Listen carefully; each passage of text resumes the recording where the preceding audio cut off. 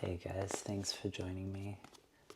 Today I'm going to be reading chapter 3 of the Philosopher's Stone. Sorry I didn't upload last week. I've been trying to upload every week and I've been pretty good at it. But last week I actually went out for the first time in ages, and then I got busy with work, so yeah, I didn't upload last week. So let's get straight into chapter 3. Chapter 3, The Letters from No One. The escape of the Brazilian boa constrictor earned Harry his longest ever punishment. By the time he was allowed out of his cupboard again, the summer holidays had started, and Dudley had already broken his new kind camera, crashed his remote control aeroplane, and first time on his racing bike. Hold on, I messed that up. First time on his racing bike knocked down old Mrs. Figg as she crossed Privet Drive on her crutches. Harry was glad school was over, but there was no escaping Dudley's gang, who visited the house every single day. Piers, Dennis, Malcolm, and Gordon were all big and stupid, but as Dudley was the biggest and stupidest of the lot, he was the leader. The rest of them were all quite happy to join in Dudley's favourite sport, Harry hunting. This was why Harry spent as much time as possible out of the house, wandering around and thinking about the end of the holidays, where he could see a tiny ray of hope. When September came, he would be going off to secondary school.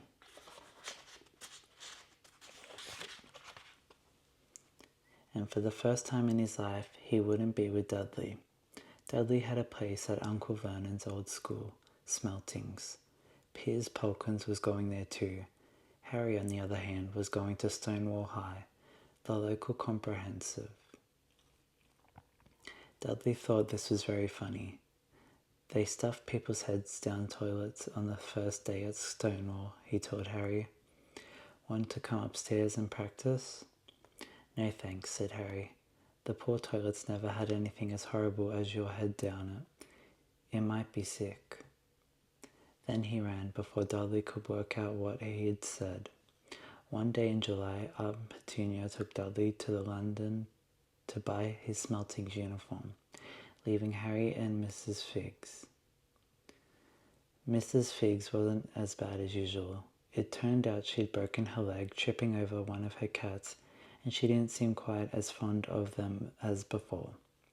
She let Harry watch television and gave him a bit of chocolate cake that tasted as though she'd had it for several years. That evening, Dudley paraded around the living room for the family in his brand new uniform. Smeltings boys wore maroon tailcoats, orange knickerbockers, and a flat straw hats called boaters. They also carried knobby sticks used for hitting each other while the teachers weren't looking. This was supposed to be a good training for later in life. As he looked at Dudley in his new knickerbockers, Uncle Vernon said gruffly that it was the proudest moment of his life. Aunt Petunia burst into tears and said she couldn't believe it was her ickle Dudleykins. He looked so handsome and grown up.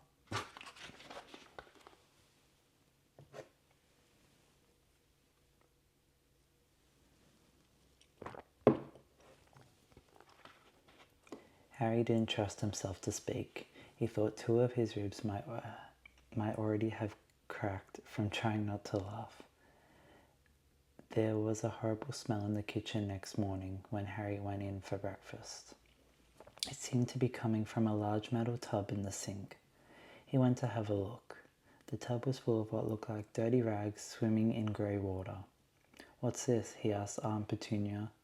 Her lips tightened as they always did if he dared to ask a question. Your new school uniform, she said. Harry looked in the bowl again. Oh, he said. I didn't realize it had to be so wet. Don't be stupid, snapped Aunt Petunia. I'm dyeing some of old Dudley's old things grey for you. It'll look like everyone else's when I've finished. Harry seriously doubted this, but thought it's best not to argue. He sat down at the table and tried not to think about how he was going to look on his first day at Stonewall High. Like he was wearing bits of old elephant skin, probably. Dudley and Uncle Vernon came in, both with wrinkled noses because of the smell from Harry's new uniform. Uncle Vernon opened his newspaper as usual, and Dudley banged his smelting stick, which he carried everywhere, on the table. They've heard the click of the letterbox flop of letters on the doormat. Get the post, Dudley, said Uncle Vernon from behind his paper.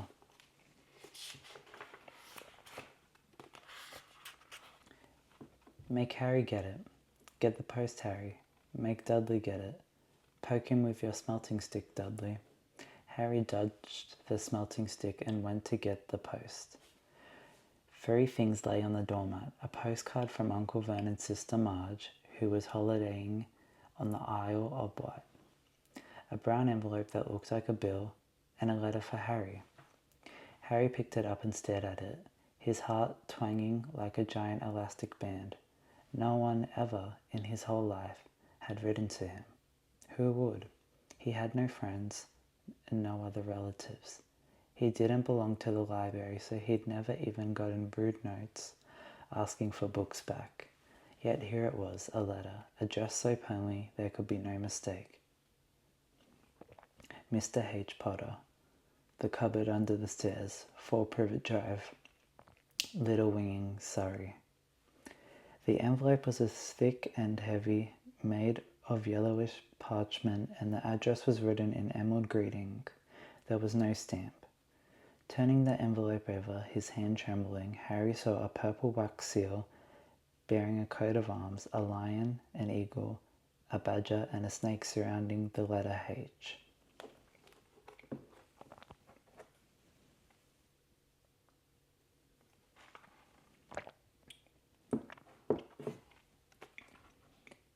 Hurry up, boy, shouted Uncle Vernon from the kitchen. What are you doing? Checking for letter bombs, he chuckled at his own joke. Harry went back to the kitchen, still staring at his letter. He handed Uncle Vernon the bill and the postcard, sat down and slowly began to open the yellow envelope. Uncle Vernon ripped open the bill, snorted in disgust, and flipped over the postcard. Marge is ill, he informed Aunt Petunia. Ate a funny walk. Dad, said Dudley. Dad, Harry's got something. Harry was on the point of unfolding his letter, which was written on the same heavy parchment as the envelope, when it was jerked sharply out of his hand by Uncle Vernon. That's mine, said Harry, trying to snatch it back.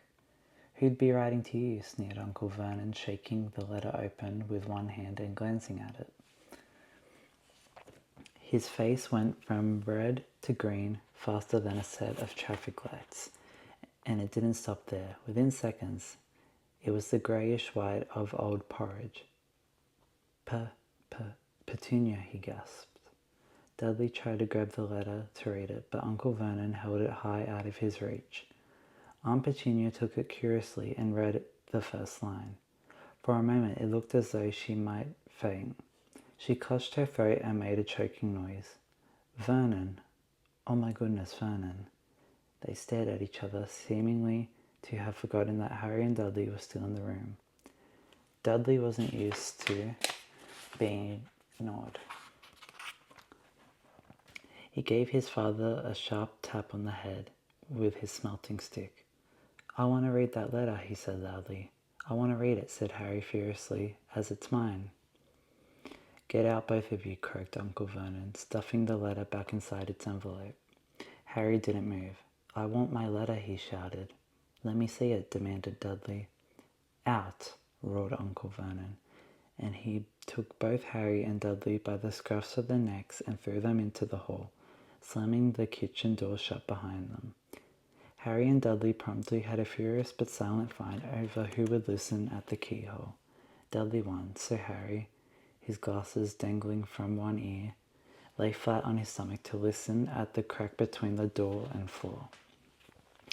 Vernon, Aunt Petunia was saying as in a quivering voice, look at the address. How could they possibly know where he sleeps? You don't think they're watching the house? Watching, spying, might be following us, muttered Uncle Vernon wildly. But what should we do, Vernon? Should we write back? Tell them we don't want... Harry could see Uncle Vernon's shiny black shoes piercing up and down the kitchen. No, he said finally. No, we'll ignore it. If they don't get an answer, yes, that's the best. We won't do anything. But I'm not having one in the house, Petunia. Didn't we swear when we took him we'd stamp out that dangerous nonsense? That evening when he got back from work, Uncle Vernon did something he'd never done before. He visited Harry in his cupboard. Where's my letter? Said Harry. The moment Uncle Vernon had squeezed through the door. Who's writing to me? No one.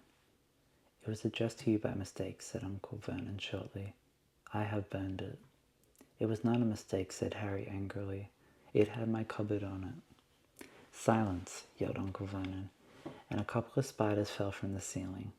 He took a few deep breaths and then forced his face into a smile, which looked quite painful. Yes, Harry, about this cupboard. Your aunt and I have been thinking. You're really getting a bit big for it. We think it might be nice if you moved into Dudley's second bedroom. Why, said Harry. Don't ask questions, snapped his uncle. Take this stuff upstairs now. The Dursleys' house had 4 bedrooms, one for Uncle Vernon, one for Aunt Petunia, one for visitors, usually Uncle Vernon's sister Marge, one where Dudley slept, and one where Dudley kept all the toys and things he wouldn't fit into his first bedroom. It only took Harry one trip upstairs to move everything he owned from the cupboard to this room. Oh my god, I keep stuttering over my words.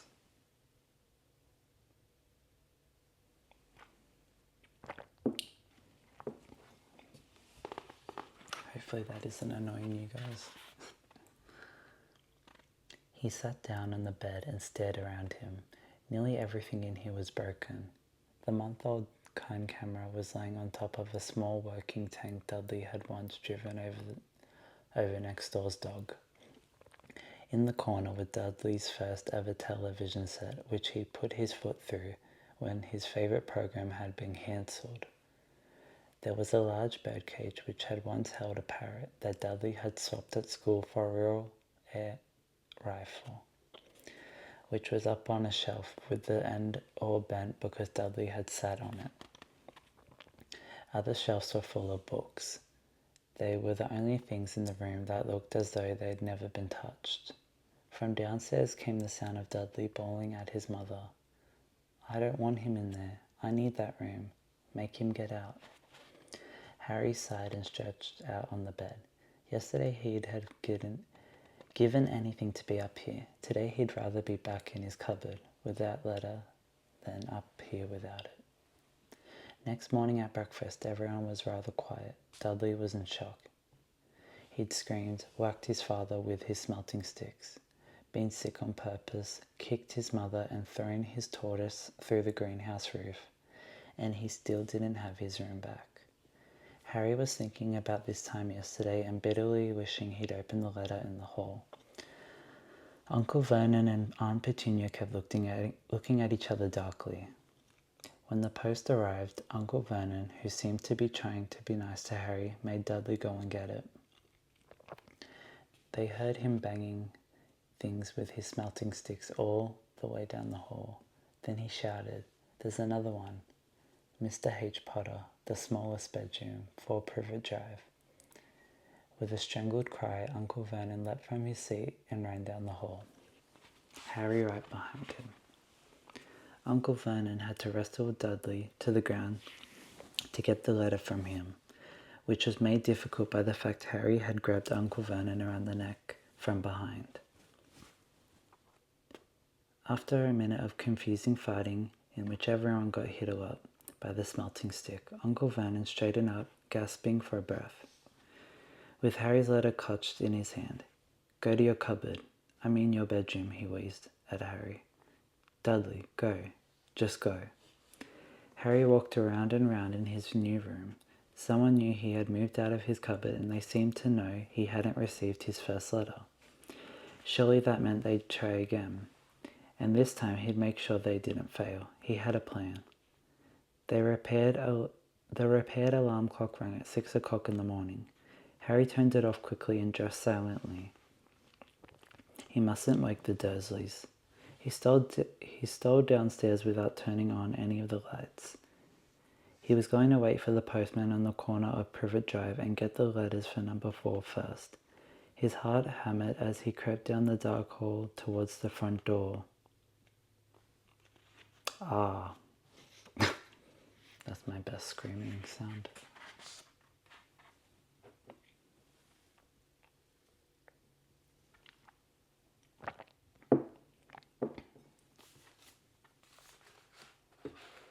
I need a stretch.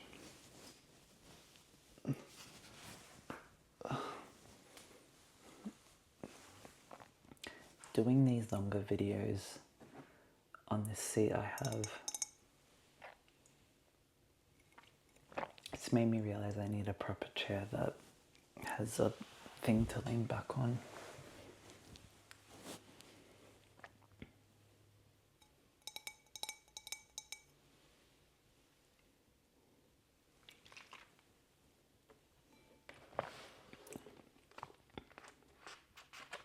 Let's continue. Harry leapt into the air. He trodden on something big and squashy on the doormat. Something alive. Lights clicked on upstairs, and to his horror, Harry realized that the big squashy something had been his uncle's face. Uncle Vernon had been lying at the foot of the door front in a sleeping bag, clearly making sure that Harry didn't do exactly what he'd been trying to do. He shouted at Harry for about half an hour and then told him to go up and make a cup of tea. Harry shuffled miserably off into the kitchen, and by the time he got back, the post had arrived, right into Uncle Vernon's lap. Harry could see 3 letters addressed in green ink. "I want," he began, but Uncle Vernon was tearing the letters into pieces before his eyes. Uncle Vernon didn't go to work that day. He stayed at home and nailed up the letterbox. "See," he explained to Aunt Petunia through a mouthful of nails. "If they can't deliver them, they'll just give up." "I'm not sure that'll work, Vernon." "Oh, these people's minds work in very strange ways, Petunia.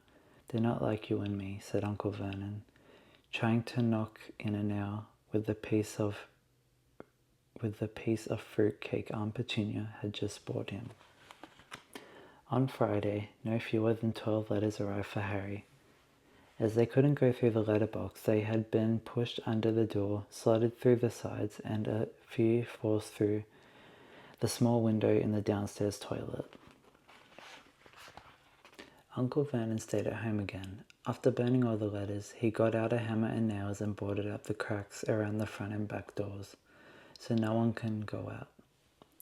He hummed Tiptoe Through the Tulips as he worked, and jumped at small noises. On Saturday, things began to get out of hand. 24 letters to Harry found their way into the house, rolled up and hidden inside each of the 24 eggs that their very confused milkman had handed Aunt Petunia through the living room window. While Uncle Vernon made furious telephone calls to the post office and the dairy trying to find out someone to complain to, Aunt Petunia shredded the letters in her food mixer. "Who on earth wants to talk to you this badly?" Dudley asked Harry in amazement. On Sunday morning, Uncle Vernon sat down at the breakfast table looking tired and rather ill, but happy. "No post on Sundays," he reminded them, as happily as he spread marmalade on his newspapers. "No damn letters today." Something came whizzing down the kitchen chimney as he spoke and caught him sharply on the back of his head. Next moment, 30 or 40 letters came pelting out of the fireplace like bullets. The Dursleys ducked, but Harry leapt into the air trying to catch one. Out. Out.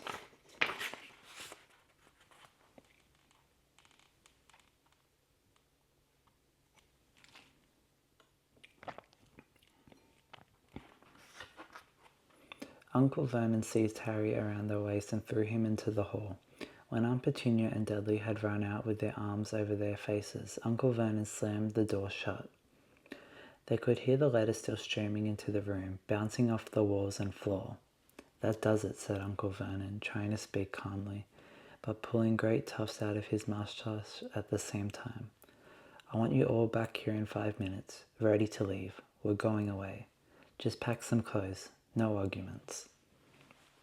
He looked so dangerous with half his moustache missing that no one dared argue.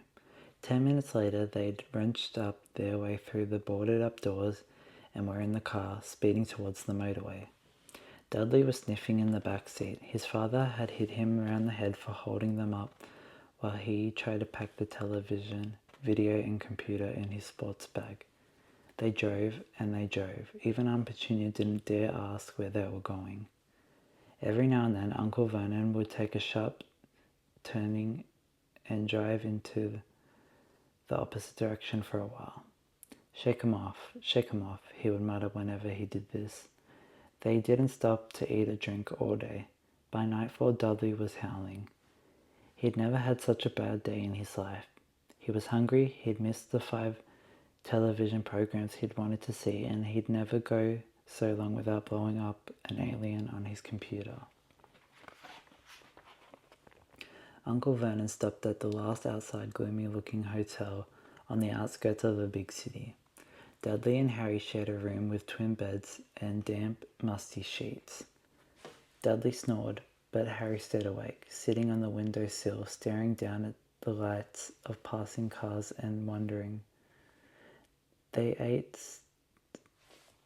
stale cornflakes and cold tinned tomatoes on toast for breakfast the next day. They had just finished when the owner of the hotel came over to their table.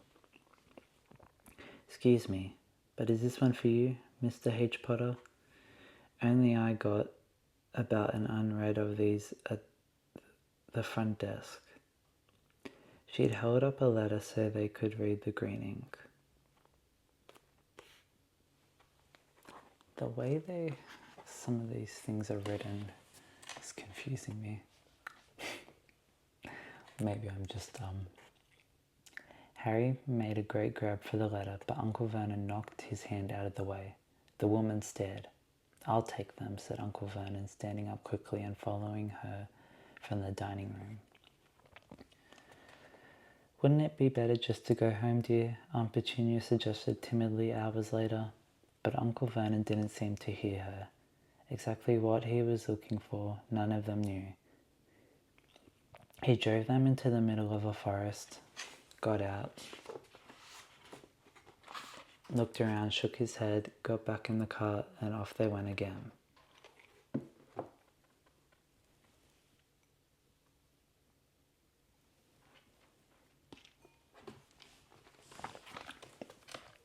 The same thing happened in the middle of a ploughed field, halfway across a suspension bridge and at the top of a multi-story car park.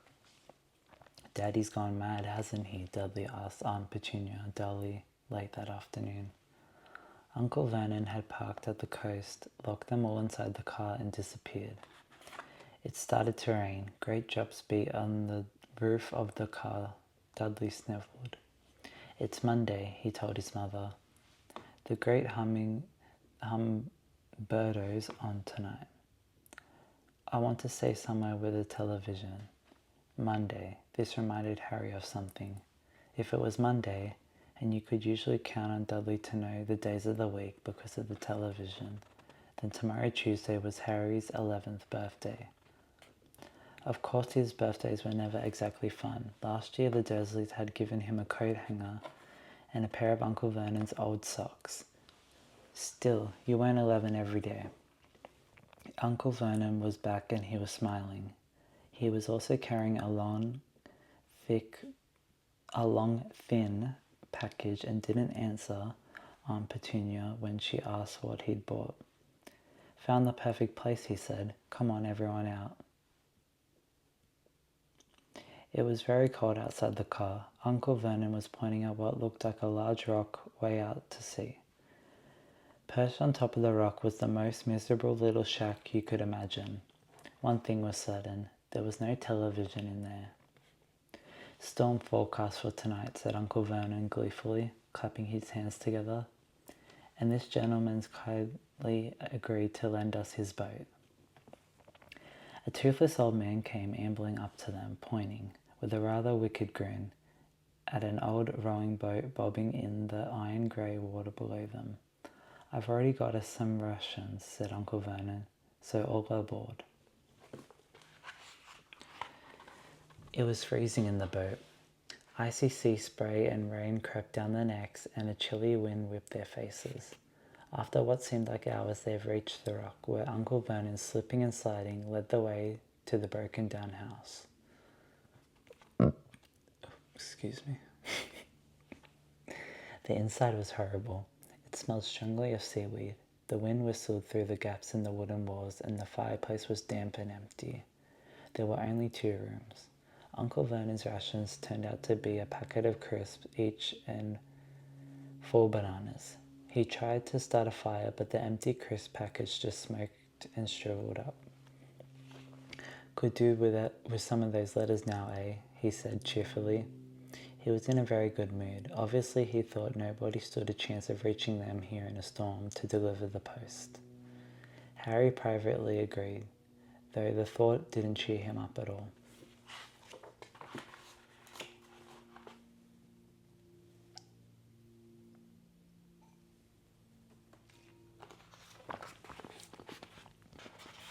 As night fell, the promised storm blew up around them. Spray from the highway splattered the walls of the hut, and a fierce wind rattled the filthy windows.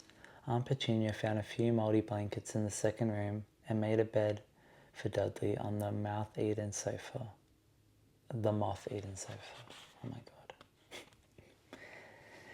She and Uncle Vernon went off to the lumpy bed next door, and Harry was left to find the softest bit of floor he could find and curl up under the thinnest, most ragged blanket. The storm raged more and more ferociously as the night went on. Harry couldn't sleep. He shivered and turned over, trying to get comfortable, his stomach rumbling with hunger. Dudley's snores were drowned by the low rolls of thunder that started near midnight. The lighted dial of Dudley's watch, which was dangling over the edge of the sofa on his fat wrist, told Harry he'd be 11 in 10 minutes. He lay and watched his birthday tick nearer, wondering if the Dursleys would remember at all, wondering where the letter writer was now. 5 minutes to go. Harry heard something creak outside. He hoped the roof was going to fall in, although he might be warmer if it did. 4 minutes to go. Maybe the house in Privet Drive would be so full of letters when they got back that he'd be able to steal one somehow. 3 minutes to go. Was that the sea slapping hard on the rock like that? And 2 minutes to go. What was that funny crunching noise? Was the rock crumbling into the sea? 1 minute to go and he'd be 11. 30 seconds. 20, 10, 9... Maybe he'd wake Dudley up just to annoy him. 3, 2, 1, boom. The whole shack shivered and Harry sat bolt upright, staring at the door. Someone was outside knocking to come in. Wow.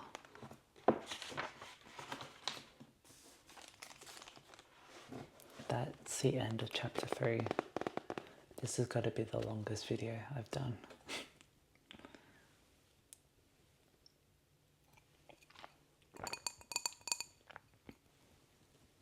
Almost been recording for half an hour.